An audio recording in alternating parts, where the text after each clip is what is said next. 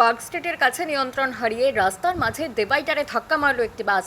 সোমবার সকালে হাওড়া যাদবপুর রুটের একটি সরকারি বাস দুর্ঘটনার কবলে পড়ে। প্রাথমিকভাবে জানা গিয়েছে বাসটি যাদবপুরের দিকে যাচ্ছিল, সেই সময়ই পার্ক স্ট্রিটের কাছে ডিভাইডারের উপরে উঠে যায় সেটি। কিভাবে দুর্ঘটনাটি ঘটল তা এখনও স্পষ্ট নয়। প্রত্যক্ষদর্শীদের একাংশের দাবি, একটি বেসরকারি বাসের সঙ্গে রেষারেষি চলছিল দুর্ঘটনাগ্রস্ত বাসটির, তার ফলেই ডিভাইডারে ধাক্কা মারে সেটি। প্রাথমিকভাবে জানা গিয়েছে বাসটিতে যাত্রী সংখ্যা অন্য দিনের তুলনায় কিছুটা কম ছিল, ফলে বড়সড় কোনো অঘটন এড়ানো গিয়েছে। তবে দুর্ঘটনায় বেশ কয়েকজন আহত হয়েছেন বলেই জানা যাচ্ছে, যদিও কারো চোট গুরুতর নয় বলে প্রাথমিকভাবে খবর।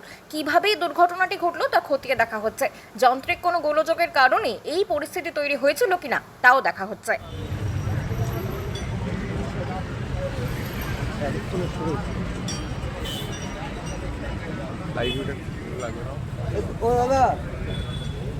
বাংলা খবর, আপনার রাজনীতি, আপনার আওয়াজ।